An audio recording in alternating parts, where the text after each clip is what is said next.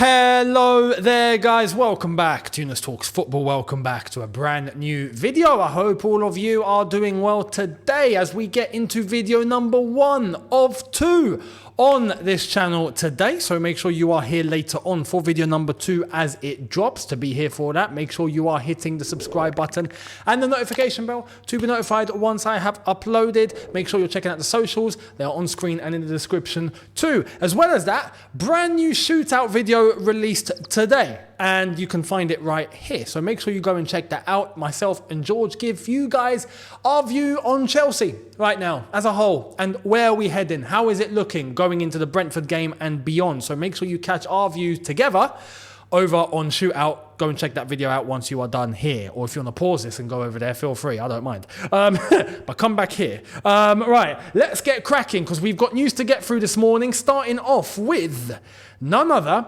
than the new stadium and some developments in relation to it. Here it is. Todd Boehly is believed to have held informal talks with Fulham's owner Shahid Khan about the possibility of ground sharing. But although representing the most convenient move just 1 mile down the road, a spell in Craven Cottage, capacity 25,700, could see the Blues miss out on key revenue. Listen, normally, I wouldn't be in favour of this. But in the event that we are staying at Stamford Bridge, and Stamford Bridge is going to be redeveloped, if we're staying on the same site, which right now seems the more likely option, I can't see any other feasible option that's better suited for us than to go to Fulham. Why? I've already mentioned before.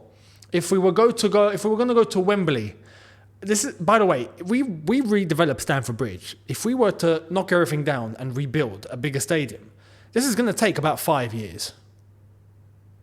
So when we go to Wembley, we're going to Wembley for 5 years. We're not, going to a stadium that's around the corner. We're going to the other side of London.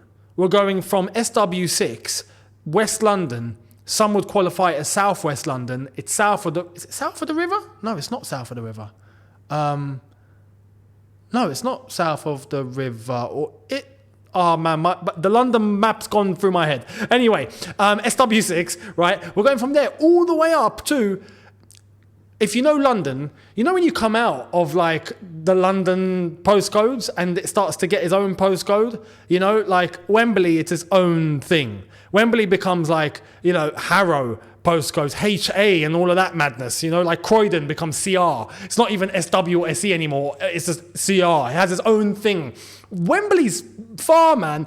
For that amount of time, for Chelsea fans to have to go to Wembley every single week, or every single home game, it's just, I think it's just a mission. It's just a mission. I think fans would end up doing it, but it's all the way up in Wembley. So there's that. The same applies for Twickenham. Twickenham, hard access, tons of traffic. The stadium is a bit run down, I'll be honest. Not the best. It's a rugby ground anyway. It's not a football stadium. It's a rugby stadium. So to differentiate between the two sports on a consistent basis could be something too. We go to the London Stadium. That's West Ham. That's in East London. So again, crossing to the other side of London. It's a mission. Fulham, stadium's right there. It's down the road. Yes, it would be just over half of the capacity that we'd normally get at Stamford Bridge, but as a temporary home to take the 25 or 26,000 fans that go week in, week out to Stamford Bridge, the season ticket holders, they're the ones that are going to have to show up at Craven Cottage. It's as simple as that, And it's the same area.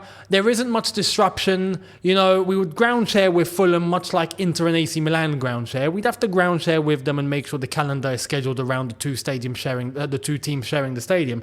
But I don't see a better, more logical, logistical solution for Chelsea if we were staying at Stamford Bridge. Now, if we're going to Earls Court, we can just stay at Stamford Bridge until the new stadium is built. So that would be the easiest option, logistically, but we'd have to get approval for Earls Court. And again, just like yesterday, where I spoke about the CPO, they're the main shareholders in this, in terms of the stadium, the pitch, and where we're going. So, yeah, tons of approval would be needed, and I'm not sure how that would work in terms of the CPO, because the CPO have freehold on the land that Stamford Bridge is on. They don't have freehold on the land at Earls Court. So if they were to approve the move to Earls Court, they would be committing suicide.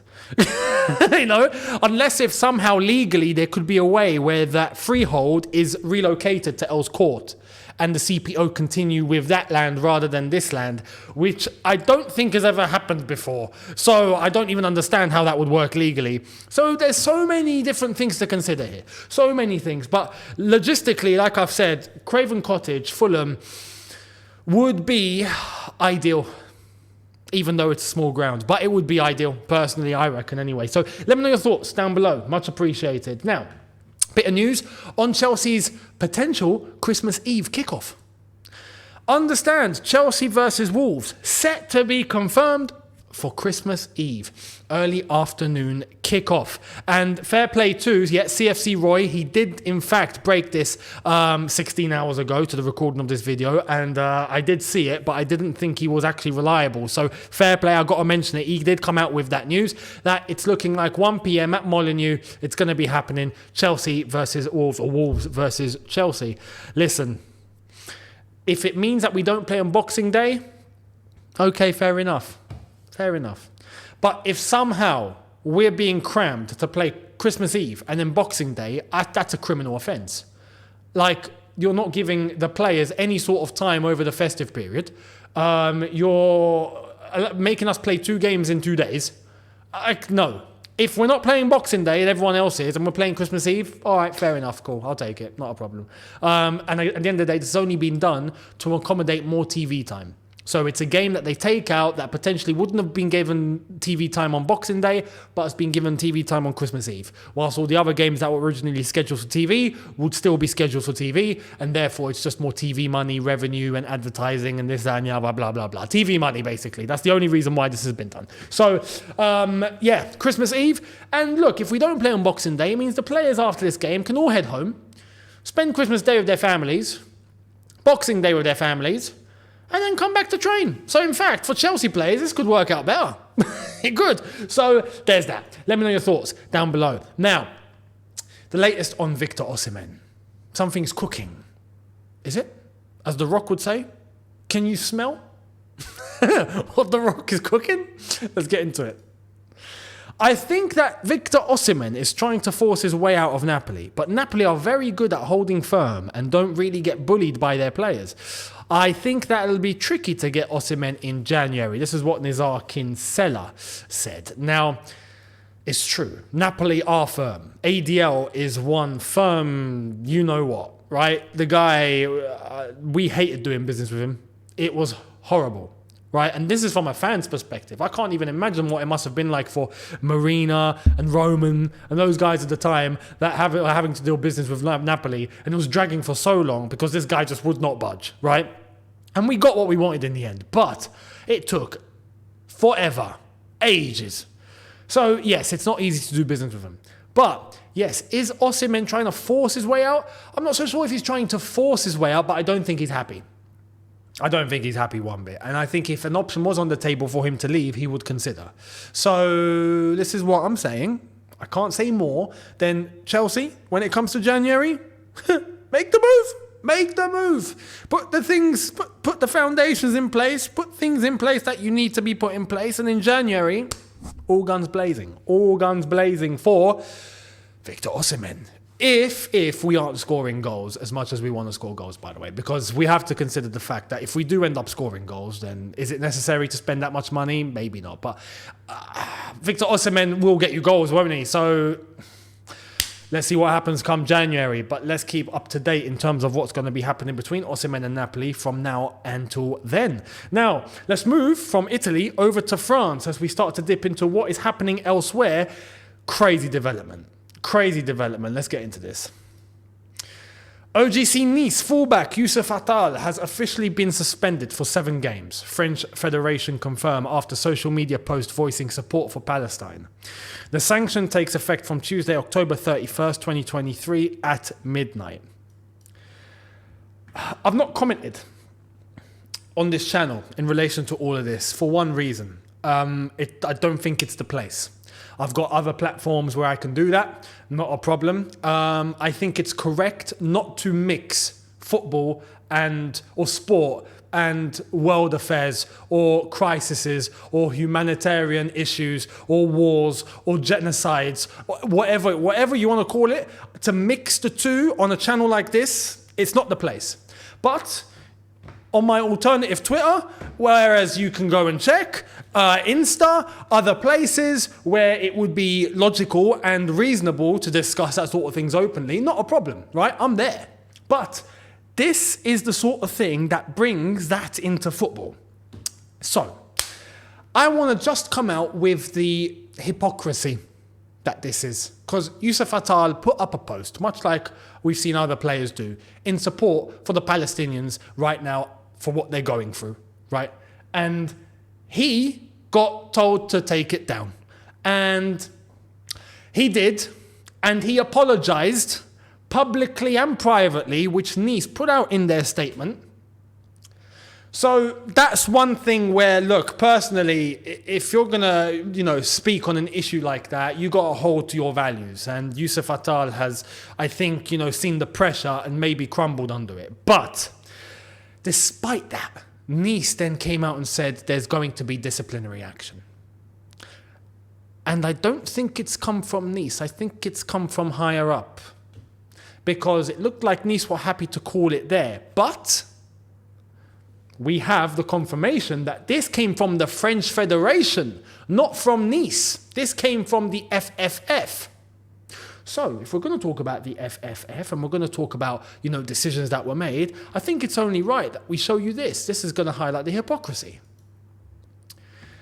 This is from 2022, when the French League, the Federation, French football, had come out and give its support to Ukraine, and did come out and say that there were going to be big banners displaying no to war, non à la guerre, as it says here. So no to war throughout the French Cup and the French League, throughout all of the games, in order to display support for Ukraine. Support for Ukraine, can I add? On top of that, right, we have Nice themselves. Let's show you this. They came out with solidarity. Join us and donate for Ukraine. Nice is moving to support the Ukrainian people. Now, is there anything wrong with that? No. But how come one rule applies for one and the other doesn't apply for the other? That's the point. Atal put up a post with a Palestinian flag in support for the Palestinian people and what they're going through, and get suspended for 7 games because of it. Unbelievable. Unbelievable. So, there's that, and he's not the only one. We're seeing this sort of thing in other leagues as well, other players that have done the same thing. And I just think it's absolutely bonkers. Look, at the end of the day, the French League and the French Federation can do what they want, right? It's their league, it's their rules, it's their country. Do what you want. But to Yousef Atal, this is what's happened to you. Pick up your bags and go. It's as simple as that. Because at the end of the day, you're employed by Nice. You have to work for them. Do you want to work for a club or an employer that doesn't respect the value that you're putting out without having committed any crime? I'd just pick up my bags and go. You can go and play your football elsewhere. You can go and, you can continue your career and get a good salary and do what you're doing elsewhere. That's not just going to be make or break at Nice. Simple as that. So I would say that to Yousef Atal. I would consider you staying, because if you've been suspended for 7 games, you know where you stand. Now, when it comes to that, if it were me, I'd be looking at that and going, you don't need to suspend me. I'll pick up my bags and I'll go now. No point. See you later. Let's agree to terminate the contract. I don't even need your money. Keep it. Let's just terminate the contract. I'll see you a lot later. Bye. That's it. So I think he should consider. That's all I'm saying. Now, to end on, I think this is relatively good news, right? Two stories. One in particular, which I'm going to share with you next, is about the offside rule. La Liga have done what we're waiting the Premier League to do. La Liga look like they've got some sort of sense in their heads, right? Unlike the Premier League. Okay? So, let's get into it. Semi-automatic offside technology will be in La Liga next season. Reports Relevo. The lines will always be perfect, not like now, where players suffer due to drawing lines. It will all happen on its own. I can't stress how much this will help. We saw what this technology did, at the Qatar World Cup 2022. It was flawless. We didn't have an offside controversy at the World Cup because the image would be stopped from the moment that the pass is made or the last impact on the ball is made. The computer would then come in, semi-automatic technology, would turn the image into a graphic, 100% accurate graphic, would shift the entire image, and you'll be able to see if he's on or off. Simple. There's no debate. There's no having to look at lines. There's no having to listen to some geezer on the other end of a flipping communication line going, was it offside or not? It was okay. What do you mean by that, mate? I don't know. What? You know, like we've got clowns running the tech in the Premier League. This is non-debatable. You look at it, it says onside or offside. You don't need to talk to anyone. Referee goes to the screen, looks, wait for it, offside. Okay, cool. It's offside, lads. You know, wait for it. It's green. It's onside. It says onside. It's onside, lads. All right, it's a goal. You know, it's simple. It's simple. And at the World Cup, it was beautiful. I don't understand why, since that point, we've not adopted it. Now, La Liga are about to. I can only hope that the Premier League are going to do the same thing. So, yeah. Let's see what's going to happen. Would you be in favour of that tech coming in? And I have to say, I'll be honest, if La Liga are going to bring it in, it always happens with one. When one starts it, the rest follow. So if one person, much like VAR, initially, the concept of VAR, it started in one country. If I'm not mistaken, was it Italy or was it Spain? Where it was the first country after a tournament. I think again it was rolled out at a tournament, I think, if I'm not mistaken. And then after that, one country adopted it, the rest of Europe took it, and then boom, it became a thing. I think if La Liga take it, the rest of the leagues will take it too. So yeah, we'll wait and see how that's going to transpire. But yeah, the Premier League need to get a move on and bring it ASAP. That way we don't have any controversy anymore. Now, last and final story, which I did briefly mention yesterday, but here it is. Jose Mourinho is expected to leave Roma at the end of the season, and Tammy Abraham could follow him back to the Premier League. Follow him out of Roma to go to the Premier League, or follow him to the Premier League? Is there a link here with Jose coming back to England, to the Premier League? I wouldn't have thought so, I'll be honest. All the clubs look stable at this point. I don't see what English club Jose goes to. And Tammy, I would understand why he'd come back to England, and what club would he end up at? You see, this is where I wanted to ask you guys two things. Put it in the comments. Where do you see Jose's next move? Do you see it being the England national team? Because him leaving Roma coincides with England finishing the Euros and Southgate leaving the job. Southgate will be leaving England after the Euros, so it would work out in terms of time. Do you think Jose will go to the England team? Or do you think he'll go somewhere else? Where? And where do you think Tammy could end up? Do you think Tammy could end up at a Premier League side? Do you think Tammy could end up, we're talking the Premier League teams that I think are below the ones that are fighting for the title and European spots and are trying to get into a bracket. Maybe Tammy ends up in one of those sides. Where do you think it will go? Let me know your thoughts for Jose and for Tammy. Where do you think both will end up in the comment section below? Thank you all very much. And I will see all of you later on, video number 2. So thank you all for watching. Do not forget to hit the subscribe button if you haven't done so already. Hit the notification bell to be notified once I've uploaded. Smash the like button if you have enjoyed this. Thank you so much. Check out the socials on screen and in the description. And I will see all of you tonight for video number 2. Don't forget to check out Shootout as well, where you're getting the one that's already uploaded and another one, Champions League roundup, later on tonight too. So you guys are getting 4 videos from me today, and George included, of course. So you're in for an absolute banger. Enjoy. I'll see you a lot later. Have a good one, people. In a bit. Take care and peace.